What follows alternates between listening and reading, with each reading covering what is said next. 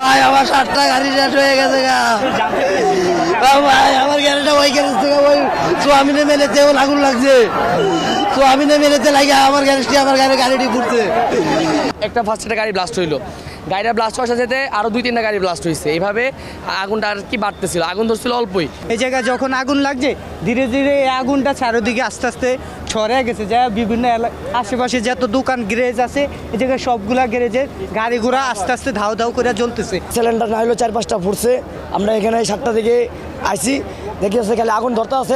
পানি দিতে আছে কিন্তু আগুন নিবে না, পানি দিতে আছে, আগুন বাড়তেছে। বিদ্যুতের শর্ট সার্কিট থেকে হতে পারে, সুতরাং এটা এখন বলা যাচ্ছে না, এটা তদন্ত সাপেক্ষে আমরা বলতে পারবো।